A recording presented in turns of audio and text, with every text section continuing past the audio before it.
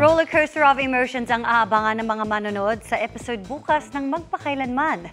Tampok ang life story ng sikat na stand-up comedian at actor na si Alex Calleja.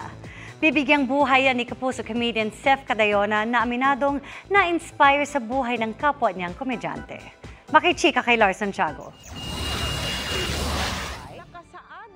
Tatawa, iiyak, at muling tatawa. Ganyan ang fails ngayong Sabado ng gabi sa episode ng Magpakailanman. Tampok ang life story ng sikat na stand-up comedian, host, podcaster at aktor na si Alex Calleja.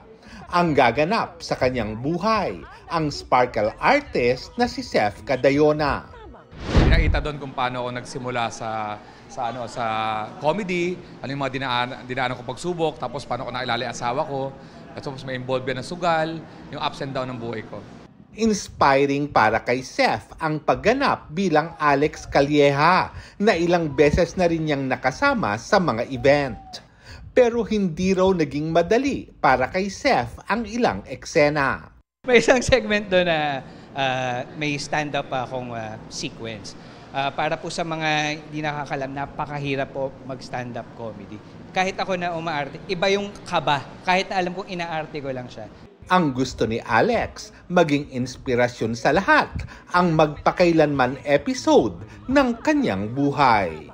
Para malaman nila ako saan ako umugot ng comedy dahil yung drama ng buhay ko, ginagawa akong comedy yun eh. Lahat ng mga success na nakikita natin, syempre sa kwento ni Sir Alex, makikita nyo yung struggle at kung paano niya nilabanan yung struggle na yun. Kasi may goal siya in life. May pangarap siya. Lars Santiago, updated sa showbiz happening.